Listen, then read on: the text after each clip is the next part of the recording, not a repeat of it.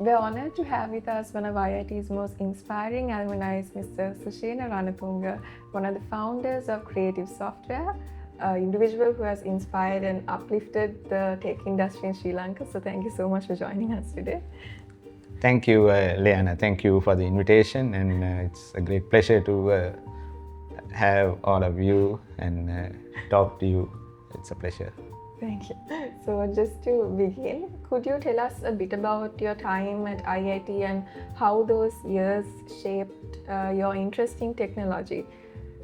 Well, let me first give a bit of background how I started IIT. At that time it was IICS, Informatics Institute of Computer Studies, but later the name changed to IIT. I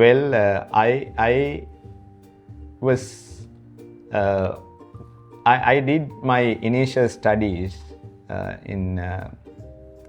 NIBM soon after my A-levels, and because that time we had very limited options, not like these days. So these days students have many different options. If you don't get selected to a government university, you can go to any of the private institutes and do your degree. But that time, way back in 1987, when I did my A-levels, we had very few options. Either you should go to another government universities and continue your studies, or else you have to follow a diploma or something like that. Otherwise, you have to go overseas and do a degree. So I couldn't go overseas. We didn't have that much financial support to go to a foreign country and study. So I went to NIBM and did a 1-year diploma, and after that I started working at Informatics. And then I got to know that they're starting an institute in Sri Lanka that you can do a degree in information systems and information technology. So that is how I started IIT. I'm a first day student of the institute, and it was like for any uni student, it was one of the best times that I had in my life, I must say, because after school, when you go to a uni kind of setup, we didn't have many students like the way that you are having now. We had a very small, very close group. We are very close friends, and we really enjoyed our stay there, and also like we had a very good set of lecturers, I must say, that who inspired us all the time, and some of them are still there with the institute, and we really enjoyed. I really enjoyed the stay there, and I must say that everything started there at IIT because we got the opportunity to meet people in the industry, meet people equally passionate in doing information systems, information technology related activities. So that gave kind of an ecosystem for us to get involved in, and friendships related to that took us a long way from there. That's quite the journey. Yes, Right. yeah. So Sushena, looking back to when you graduated, let's say, what were your goals at that time? Like, did you always picture of becoming a founder, or did the idea evolve later on? Well, I must say it's soon after graduation, my main objective was to work somewhere and gain some experience. So that was the main objective. And the IIT gave me that opportunity because it was a very well recognized degree at that time, and it was very easy for us to find employment soon after the graduation. In fact, I got the opportunity to go overseas soon after graduation for 2 years. That was a great opportunity. But for your question, the back of my mind always, I wanted to do something of my own, right? So that was there. So I was not sure whether it is a software company or even a grocery store or it is a service station, or I don't know. Like it was not defined like that, but I think that came from my probably my family background, but they are not a big businessmen. Like my father was a surveyor, but who always wanted to do his practice on his own without working for the government. And he was quite confident that he could do his practice on his own. So the earliest opportunity he got, he started doing the practice on his own, but I lost him when I was very young, when I was only 10 years old. But my mother was a teacher.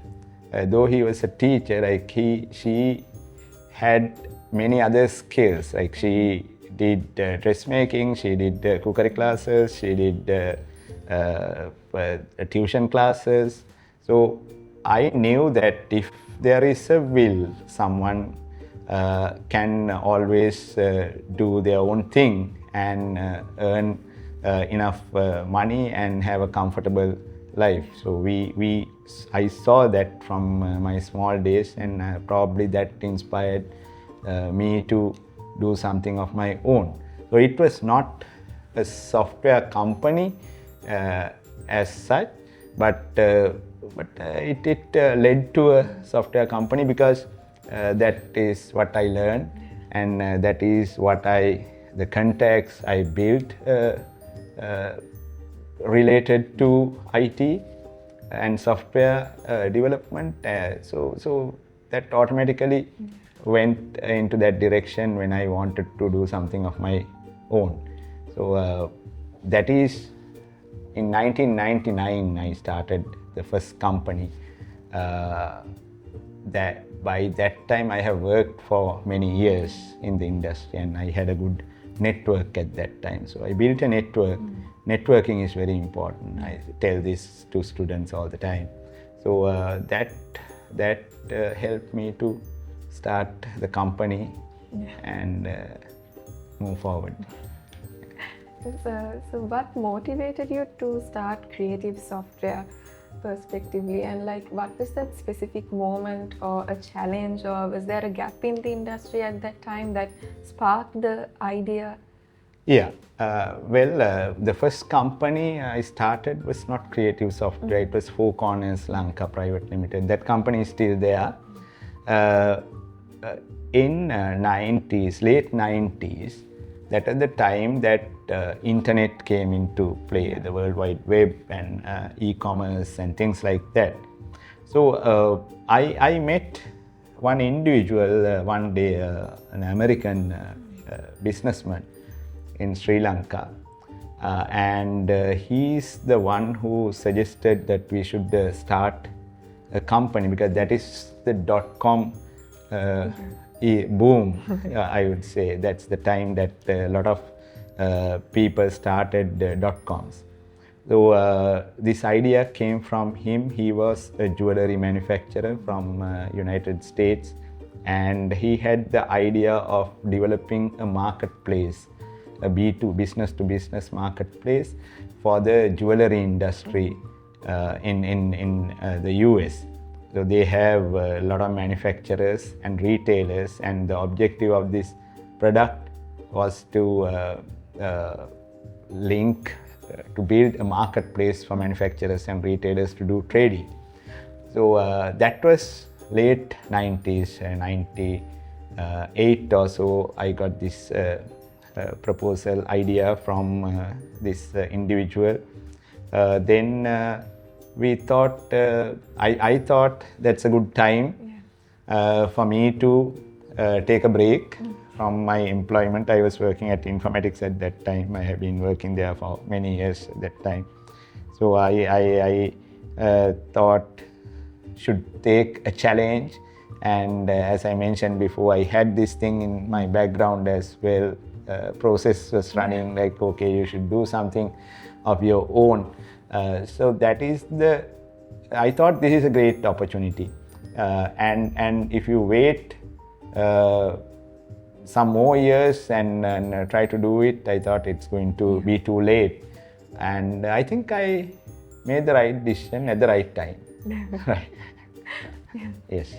So once the company was born, so the path definitely wouldn't have been easy. So what were some of the most difficult moments you faced as a founder, and how did you try overcoming them at that certain period of time? Yes. Now, when you start a business or when you do something of your own, of course, always there are challenges. Like, it's not going to be easy. So we started this business in '99 with a lot of hope, thinking that most of the jewelry manufacturers in the US will come on board, retailers will come on board, and we will have a fantastic business, online business with us.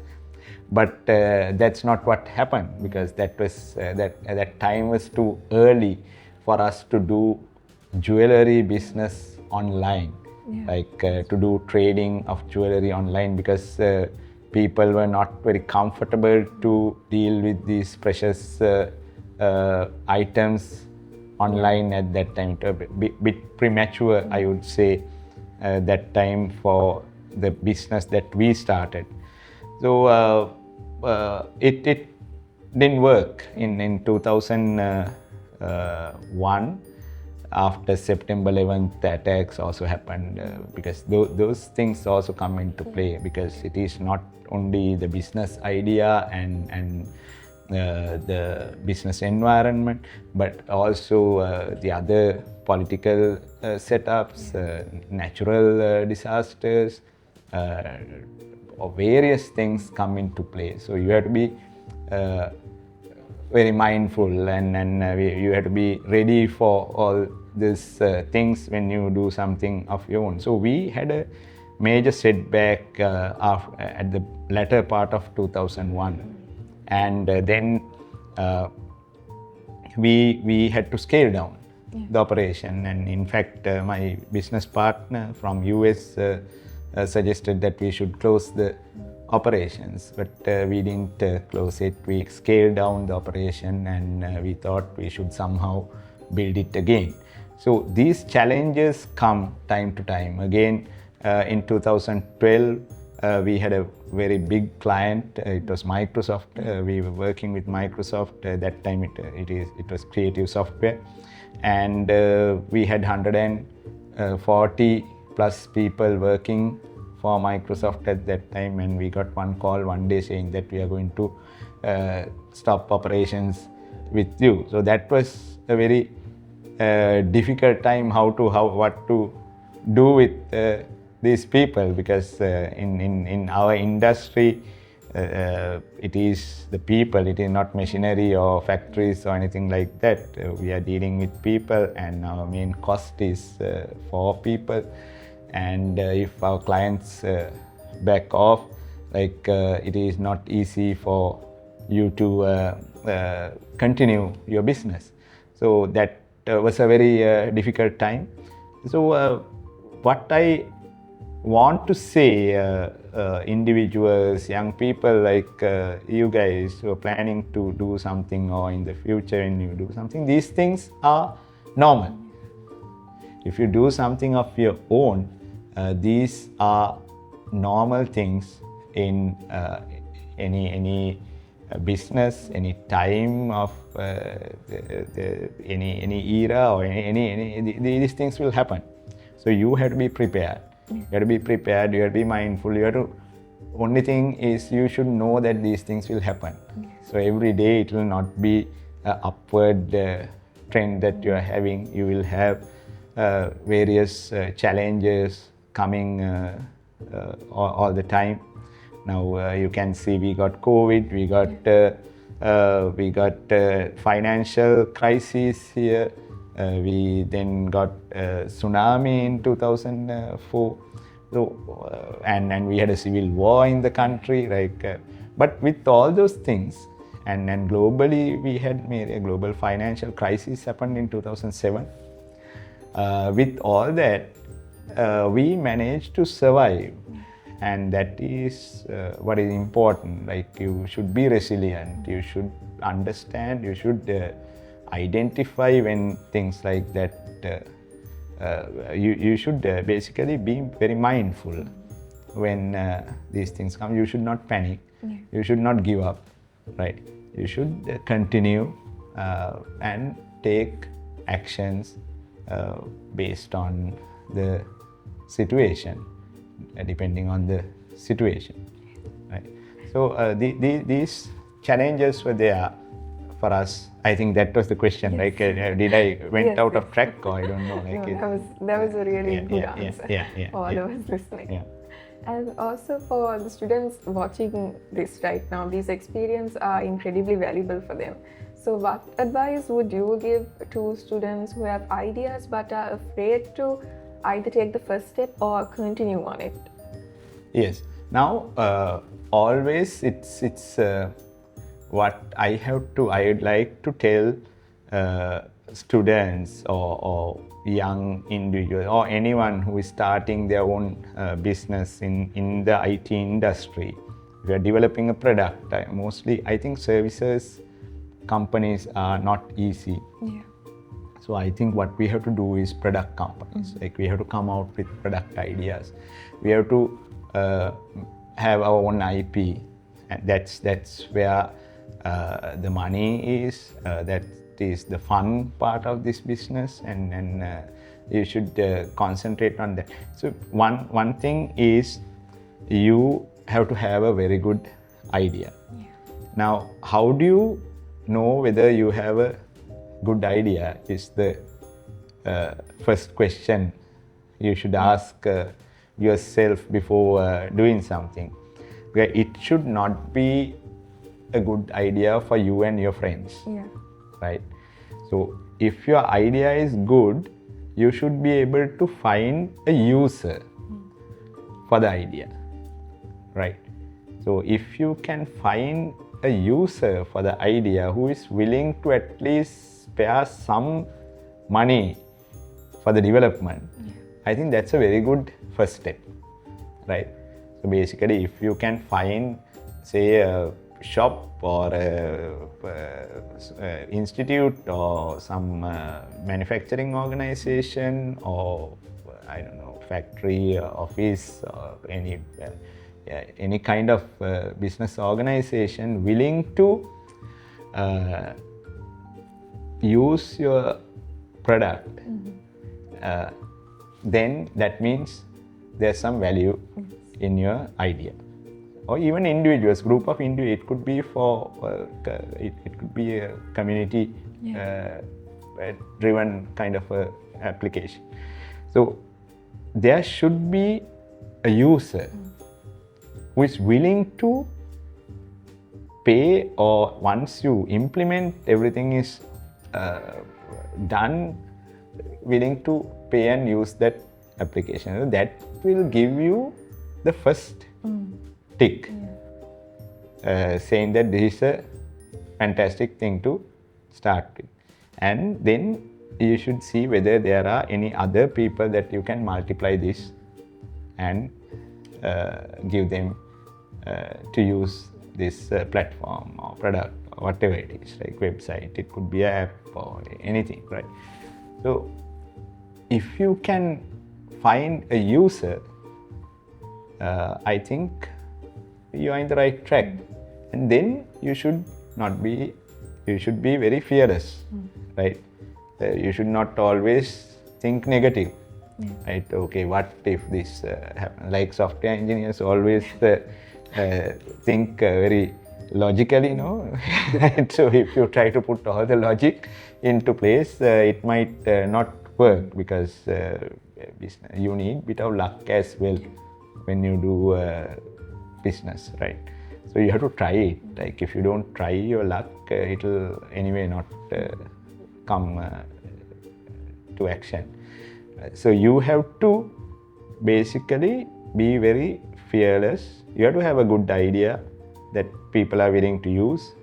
Then you should be fearless. And also I always tell, you have to be very honest as well, right? You should not start cheating your clients and tell always lies to your clients and other people. So that is something that you have to be very mindful, right? So if you have to be passionate, you have to be fearless, and you have to be honest, right? So if you have these attributes, no reason to fail. And also your network is very important for all these things to play a role, right? To be successful. Without a network, you can't find that initial user, right?